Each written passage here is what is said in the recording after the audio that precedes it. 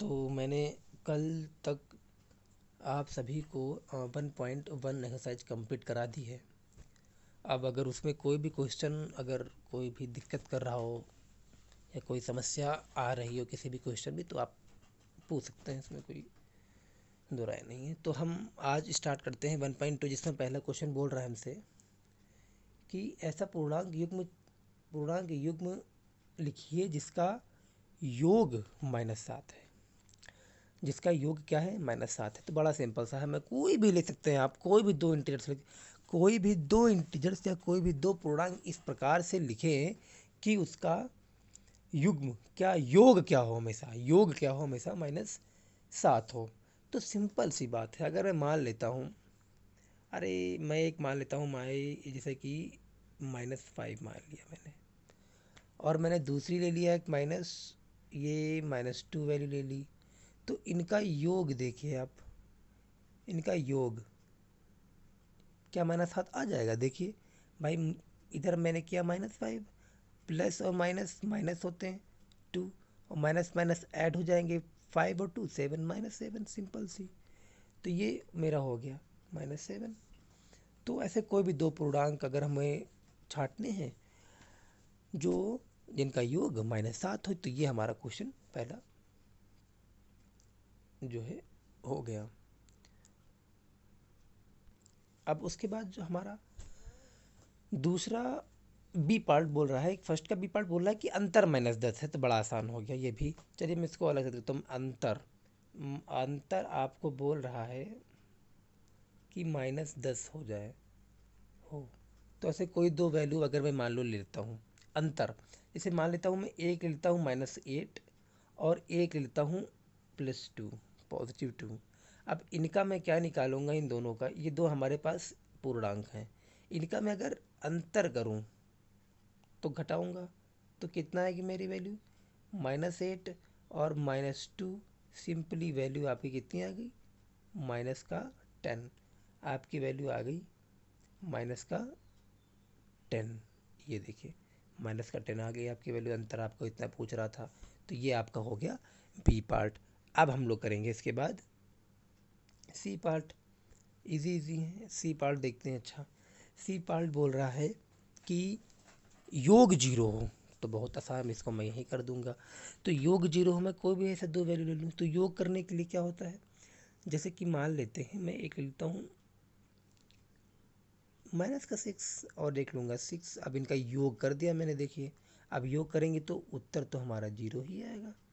इस प्रकार से हमारे फर्स्ट के तीनों पार्ट आसानी से हो गए।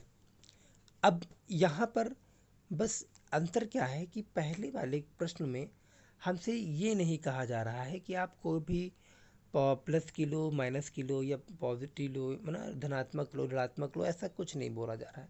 बस सेकंड वाले में थोड़ा सा चेंज हो गया है।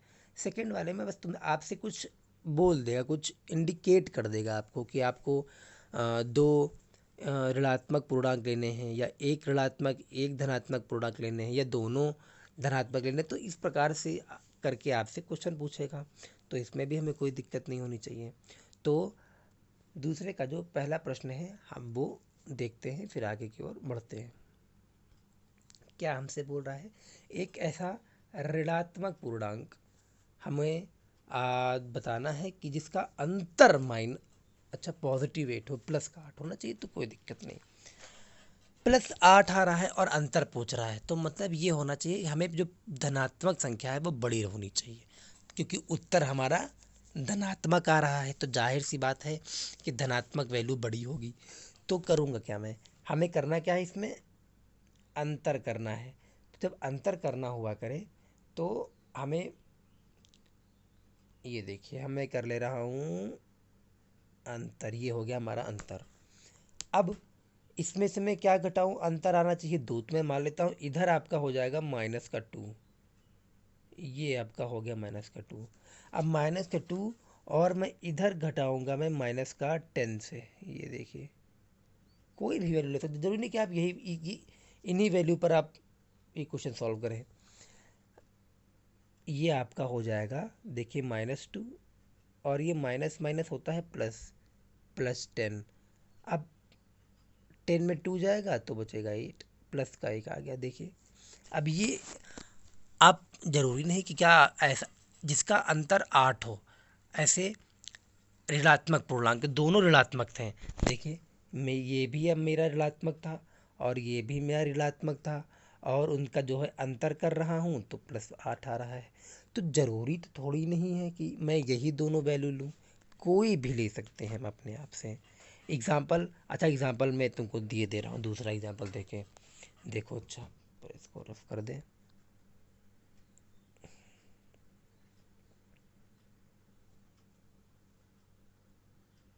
अब मैं क्या कर रहा हूँ, मैं कोई दो नंबर ऐसे ले रहा हूँ। देखिए क्या करता हूँ मैं। देखिए आपको, हमें दोनों क्या चाहिए, दोनों ऋणात्मक पूर्णांक चाहिए। तो मतलब इधर भी ऋणात्मक चाहिए और इधर भी ऋणात्मक चाहिए, और दोनों का अंतर भी चाहिए। तो मैं इधर ले लूँगा -10 और मैं इधर ले लूँगा -18। अब आप पूछेंगे कि इधर आपने क्यों नहीं लिया, तो मैं ये बता दूँ कि अगर मैं 18 इधर कर दूंगा तो प्लस पॉजिटिव वैल्यू हमारी नहीं आएगी, तब -8 हमारा आएगा। तो इसलिए जो है हमने -18 जो है बाद में रखा, क्योंकि पॉजिटिव वैल्यू हो जाएगी। अब कैसे करेंगे, तो -8, अब माइनस माइनस प्लस 18। देखिए अब 18 प्लस का है, ये माइनस का है। प्लस माइनस हमेशा सब्ट्रैक्ट होते हैं, तो 18 और 8 10 में 18 में 8 10 जाएगा तो 8 आएगा, पॉजिटिव का 8 अगर देखें तो। इस प्रकार से भी हम लोग कर सकते हैं। तो मैंने ये दो वैल्यू भी मैंने कर ली। अब आते हैं हम सेकंड के बी वाले क्वेश्चन में। चलो, तो ज़रूरी नहीं कि मैं यही दो, कोई भी वैल्यू आप ले सकते हो, बस आपका उत्तर उतना आना चाहिए। यहाँ पे अंतर 8 आ रहा था तो मैं 8 ले आया। अब अगला पूछ रहा है कि एक ऋणात्मक पूर्णांक होना चाहिए और एक धनात्मक पूर्णांक होना चाहिए, और उनका योग जो है -5 आना चाहिए। तो बड़ा आसान है। तो एक ऋणात्मक और एक धनात्मक, इस बार उसने बोला है एक ऋणात्मक एक धनात्मक, एक ऋणात्मक और एक धनात्मक, और उनका योग। देखो योग कर रहे हैं तो जाहिर सी बात है तो मैं योग करेंगे। योग आ रहा है -5, मतलब कि -5 आ रहा है, मतलब कि जो माइनस वाली संख्या, जो ऋणात्मक पूर्णांक होगी वो बड़ी होगी, इसीलिए उत्तर हमारा -5 आ रहा है। तो अब करते हैं, चलिए ठीक है फिर। तो इधर एक ऋणात्मक होना चाहिए और एक धनात्मक होने चाहिए। तो ऋणात्मक में मैं ले लूँगा, मैं ले लेता हूँ -7, और धनात्मक में ले लूँगा 2। चलिए अब इसको सॉल्व करते हैं। आइए भैया, आइए। तो -7 प्लस प्लस प्लस ही होता है, और ये आंसर आपका आ गया -5। तो इस टाइप से भी जो है आप लोग कर सकते हैं। अब ज़रूरी नहीं कि -7 और +2 ले लें, हम कुछ भी ले सकते हैं, बस -5 आना चाहिए। मैं -9 और 4 भी ले सकता था, तब भी मेरा जो उत्तर है वो -5 ही होता। हमें ऋणात्मक पूर्णांक चाहिए बस, और इसमें कोई वो नहीं होगा। अब आगे आते हैं अगले प्रश्न पर। अगला प्रश्न क्या है देखते हैं। अच्छा, अब इस बार क्या बोल रहा है, सब पूरा क्वेश्चन तो वही है, बस क्या बोल रहा है कि ऋणात्मक पूर्णांक होना चाहिए। ओके, तो मतलब एक बार ऋणात्मक पूर्णांक होना चाहिए यहाँ पर कोई। ओके, और दूसरी तरफ कोई धनात्मक पूर्णांक होना चाहिए। ओके, धनात्मक में समझाने के लिए बता देता हूँ, और इनका अंतर। ओके, अंतर जो है -3 आना चाहिए। तो देखिए कौन सी वैल्यू मैं सोचूं, तो अगर मैं सोचूं तो बड़ा आसान है, क्योंकि हमारे वैल्यू हमको लानी है, हम लोगों को -3, मतलब माइनस की वैल्यू ही बड़ी होनी चाहिए, सिंपल सी बात है। माइनस की वैल्यू बड़ी रखेंगे हम, तो इधर हम माइनस की वैल्यू रखते हैं बड़ी, और इधर रख देते हैं मैं छोटी। देखिए कर दिया। आपको अब देखिए जरा सॉल्व करते क्या माइनस आता है, तो -2, तो माइनस प्लस -1, तो देखिए -3 आ गया, क्योंकि माइनस माइनस क्या होता है, माइनस माइनस माइनस, और माइनस जो है ऐड होता है। तो मैंने 2 और 3 को जोड़ 3 आ गया, और जो चिन्ह होता है वो तो ऋणात्मक ही होता है।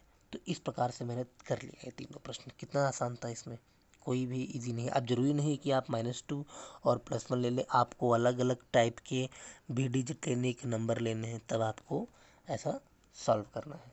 अब आते हैं हम लोग अपने तीसरे प्रश्न पे।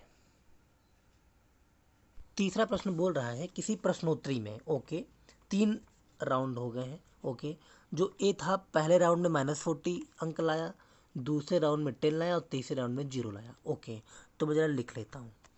ए जो है 3 राउंड हुए हैं, वो क्या क्या, वो पहले राउंड में कितना लाया है, वो पहले राउंड में लाया है -40, लाया है -40, फिर लाया है +10 प्लस का 10 लाया है, और फिर लाया है 0 लाया है, ओके।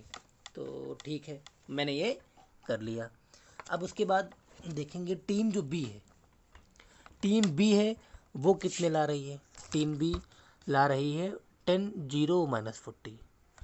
टीम जो एक बी है वो ला रही है, पहले राउंड में, ये फर्स्ट राउंड में ला रही है 10, और सेकेंड राउंड में ला रही है, सेकेंड राउंड में 0 ला रही है, फिर -40 ला रही है, 0 ला रही है, फिर -40 ला रही है, मैंने लिख लिया। अब वो पूछ रहा है किस टीम ने अधिक अंक प्राप्त किए, ओके, वो तो जोड़ने की बात पता चलेगा। क्या हम कह सकते हैं कि पूर्णांकों की किसी भी संख्या में जोड़ा जा सकता है, पूर्णांकों की किसी भी क्रम में जोड़ा जा सकता है। अब हम आगे की ओर बढ़ते हैं, तो हम पहले प्रश्न की ओर आएंगे कि इसमें दो प्रश्न पूछे, तो मैं पहले प्रश्न की ओर आता हूँ कि पहला प्रश्न बोल रहा है कि किस टीम ने सर्वाधिक अंक प्राप्त किए हैं। तो सिंपल सी बात देखिए, आगे है, ए जो है पहले राउंड में -40, फिर दूसरे राउंड में 10 और तीसरे राउंड में 0।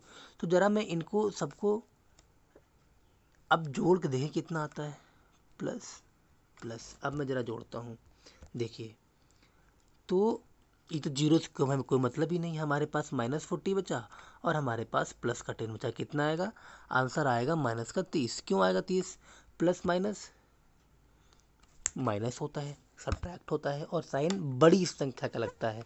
तो बड़ी संख्या का साइन कौन सा है, -40, घाटा ज़्यादा है, तो ये आपका आ गया -30 आ गया, ओके।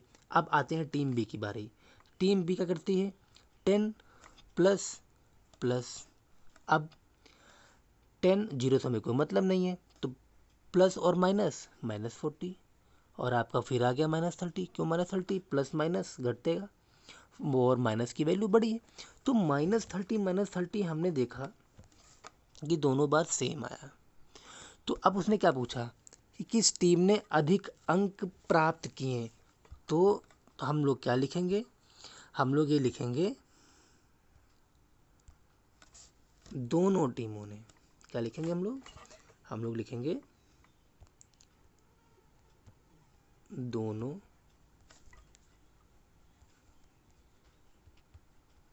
टीमों ने समान अंक प्राप्त किए, समान अंक प्राप्त किए। दैट्स ऑल, सिंपल सी बात, ये आपका होगा। क्यों, क्योंकि दोनों के ना, जब पहले राउंड में -40, 10 और तीसरे राउंड में 0, बी भी 10, 0, -40 से जोड़ा गया तो दोनों को बराबर आया है।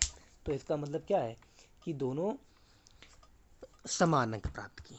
अब उसने बोला है क्या हम कह सकते हैं कि पूर्णांकों को किसी भी क्रम में जोड़ सकते हैं। जी हाँ, पूर्णांकों को हम किसी भी क्रम में जोड़ सकते हैं। तो क्या लिखेंगे, पूर्णांकों को हम लोग किसी भी क्रम में जोड़ सकते हैं, चाहे पॉजिटिव निगेटिव कर लें, चाहे पॉजिटिव पॉजिटिव जोड़ कर निगेटिव कर लें, कुछ भी हम लोग कर सकते हैं। और अब हम बढ़ते हैं आगे। तो अब आपका जो है चौथा प्रश्न आपका क्या है, होमवर्क है। अब इसमें देखना है कि कथनों को सत्य करने के लिए हमें स्थानों को भरना है। सिंपल सी बात है, एग्जाम्पल दे रहा हूँ मैं। -5 और -8, यहाँ पर -5 और -8, अगर -8 इधर आ गया है तो अब दोनों जुड़ रहे हैं और बराबर भी हैं, तो ये सिंपल सी बात है, यहाँ पर -5 आएगा, ठीक है। और हमें ये भी बताएंगे कि यहाँ पर कौन सी प्रॉपर्टी से बोलते हैं हम लोग। तो प्रॉपर्टी भी गुणों को बताइए, समृद्ध गुण लग रहा है कि जो है सहचर्य गुण लग रहा है, सभी गुणों को आप लोग बताएंगे।